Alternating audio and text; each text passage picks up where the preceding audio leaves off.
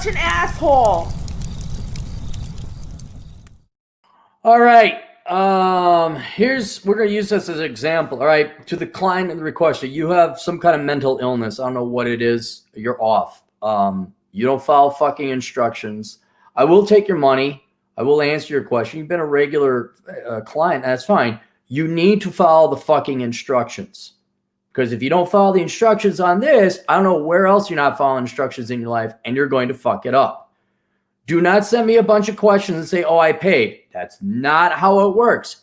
Every request, and this is for everybody, you fill out the new fucking form, a new fucking request, so I can fucking track it. I then quote you a price based on how complex and long the answer is. You do not decide what you're going to fucking pay me. I tell you what you can pay me. If you don't want to pay me because it's too expensive, that's fine. Oh, I put money in there. Fuck you. No. Follow the fucking instructions. Now, you paid enough where I'm not going to fuck around and say, no, go back and here's a price. No, I don't have the fucking time, but I will answer your questions. But the next time this happens, the next time anybody randomly, oh yeah, I tossed you some money. Here are my questions. Oh, guess what? It is 5 times what I'd normally charge. I decided to add some more questions. I did pay $30 in advance for your time reading the other questions. So here you go. I have no idea what the other question is. Why? Because you... It's not hard, people. It's not hard. The instructions are on the fucking website. It's not fucking hard. 1, why do things we care about, things we have a passion for, or passionate about, die, or the passion die as we get older and can't be revived? When we're younger, they are more influential. Others during childhood, we realize we're just ridiculous. Most not. All right. It's called novelty. It's the law of diminishing returns, or the law of marginal utility. And that is, I mean, you could like, I'll go hiking and it's hot in the desert and it's dry. Boy, that first soda water I drink feels real good after I come back from the hike. And the second soda water I drink, it's still good, but not as good as that before. And the third one, I'm kind of satiated and I'm done. And it's the same thing with anything. Good things, usually the fondest memories you have are when you did things for the first time. A roller coaster ride, traveling, climbing a mountain. I'll never forget climbing Mount Lander. Because it's new. Your brain's never had it before. Sex. But then after you've done it a million times, anything, and I do mean anything, will lose its value. Now, of course, you let it sit and rest a bit. Like, oh, I don't want any more chocolate ice cream. Well, a year or two goes by, like, I'm in the mood for some chocolate ice cream. All right. And you go back and you get some more utility out of it. But it's nothing like the first time when your little 2-year-old kid tasted chocolate ice cream for the first time. All right. And that's it. That's how your brain is wired. New experiences are more amazing and more memorable. This is why, as you get older, time flies. It's because your brain is not having any new experiences. This is why when you, what's his name? Roosh. Other people have made this observation when he traveled down to South America. His book, Dead Bat in Paraguay. I hope he didn't take that one down. That one was relatively safe. He was like, he had this amazing adventure for 18 months and he got back, and for everybody, it was like a day only went by. Like nothing had changed. Like, oh, where have you been? And he had this 18-month adventure that probably seemed in his mind be at least 5 years. So new experiences, your brain is taking note and recording it and appreciating them more. But after you do it many times, it's less. It's like, like I went for a motorcycle ride out to St. George today. It was cool, but it wasn't anything amazing. It wasn't like my first time riding through Utah. So there's that. 2, degree mills. I know of them. I read about them in Worthless Batch of Pad Economics. Give me a few examples of degree mill careers. Well, there's degree mills. Those are the colleges. And God, I don't know if any, but you're what? DeVry's or ITT's, Brown College, Le Cordon Bleu, and I'm not talking the legit one in France. I'm talking the one that went belly up here. You could even search degree mill examples. But basically, they're colleges and universities that offer degrees that are not accredited. And those are degree mills. They take the kids who couldn't get into a real college and they ass rape them for a ton of tuition. And these kids think they're really intelligent or something like that. And they graduate with a degree that isn't accredited, and then when their prospective employer looks it up, they can't find a job. And in all fairness, thanks to President Obama, he put an end to those. He made sure that they got accredited, or they were actually they still teach worthless degrees, but you had to have master's candidates or master's people and doctorates and all that teaching. But worthless degree mill careers, there's no career that's dedicated to degree mill. I guess maybe cosmetology, your exciting career in medical transcriptioning. I mean, a general way to look at it is any kind of daytime TV commercial that advertises some kind of school. That's a degree mill or degree mill career. Get an exciting, meet people, that kind of stuff. But then, of course, you'll see something like, hey, come to Bob's truck driving school. Well, there's actually money in truck driving now. But there's really no dedicated degree mill careers, just degree mills, and then people go and work their jobs. Mention these words in economics in a very Clarion way. Negative externalities, technicalities, describe it. A negative externality is a cost the rest of society has to bear on a transaction of an individual or a company that is not encapsulated in the cost of that transaction. So if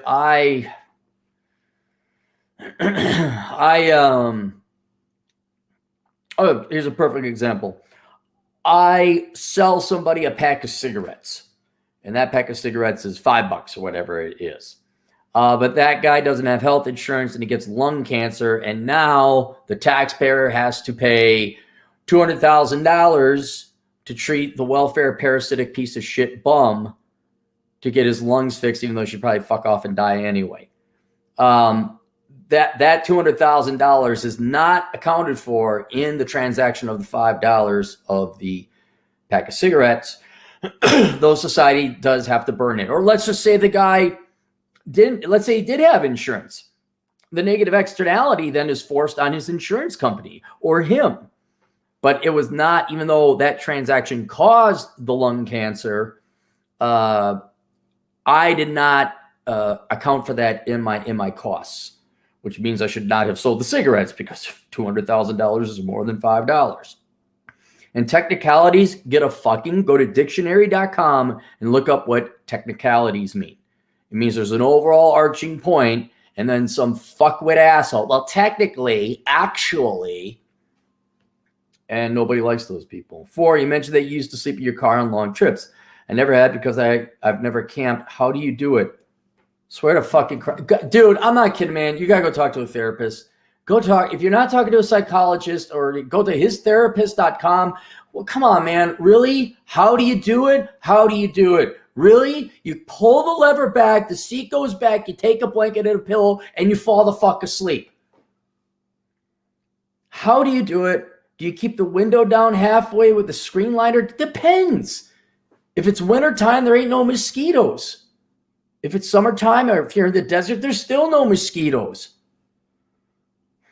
I'm not saying keeping the car running. I'm talking about the suffocating in the car with no air vent or windows rolled up. Usually you got enough air coming through the dashboard, through your vents. It'll get a little, your breath will fog up the windows, but I mean, you kind of stink a little bit, but that's what you do. Just go do it, man. Just go do it. I mean, yeah, if you're in a place where there's mosquitoes, like you're near a swampy area and it's summer, you can get screens that put up on cars. But if you really you want the experts on that, go look up van life. Search van life mosquitoes. You'll come up with a ton of explanations and things like that. So there you go.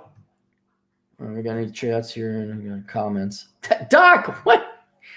Doc, you've been on every show. Are you that bored every night? Don't you have something to do? Everybody, by the way, subscribe to the Safety Doc podcast so that he can get up to 1,000 subscribers and monetize his channel. He doesn't really need it, but he'd like to get there. And Doc would drive me to the airport. He would. Doc would probably even buy me a sandwich if I asked him to. But some people wouldn't do that because that's just too much. And those people don't have podcasts anymore. Ha ha ha! Oh ho ho! Hee hee! The Blue Wrench. Actually, Doc, you should make a like the Tick. Do you remember the Tick and all the weird superheroes or Adventure Brothers? You should be the Blue Wrench. You gotta go like that for Halloween. DJ Aftershock, $5. Dude, man, I'm going to major in the exciting field of medical transcriptioning and criminal justice. Oh, there's a perfect example. That's a middle degree, criminal justice at the local ITT in the strip mall. I saw the TV ad. Yeah. If it's in a strip mall, it's a degree mill. Swallow Blue, $2. Thoughts on YouTube's removing the thumb down button. I just saw that before I logged in, and the world's becoming a bunch of pussies. No one can have hurt feelings. I cannot wait for our new Chinese or Russian or whoever the hell it is overlords come in here with their ball sack and just beat the ever-living shit out of us Western pussies. I cannot wait for it's just, and it won't take a lot. It'll take like 2 dudes with a slingshot and they'll alternate taking over the United States. Because ain't none of, oh my God, thumbs down. I'm also from a more practical standpoint. I want thumbs down so I know when people disagree with me, because in part, I'm not that I really care about other people's opinion, but more like as a check, like, am I wrong? Did I miss something? And then also I like it when people disagree with me. You get old enough and I'm okay with people agreeing with me. Yay, we're all on the same team, it's nice to know that you're not alone. Philosophically or ideologically or politically or romantically or whatever, people generally agree with you. Okay, that's a nice feeling. But out of intellectual curiosity's sake, I like it when people disagree with me, especially here, because I think most of us, we don't meanly disagree with one another, but I want to know, like, no, you're wrong on this, Cappy. All right, why am I wrong?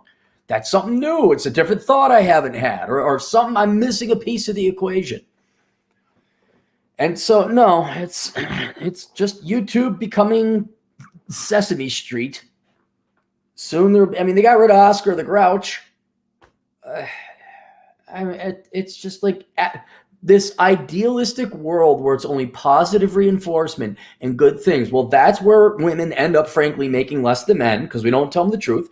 And why different people end up in poverty, because it's never your fault. There's always an excuse. Oh, sexism, racism, discrimination. Oh, it's your gender, it's your sexual choice. It's like, no, dumbass, you did something stupid and you need to be checked.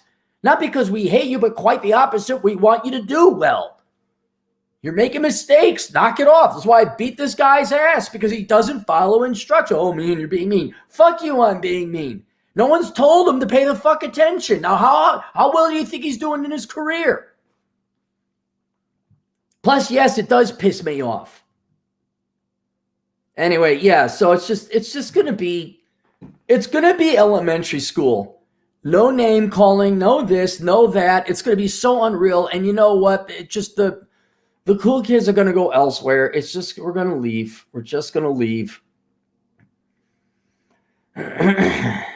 Oh, yeah. Thanks, Doc. I forgot. Yeah, I did write about this in Reconnaissance Man.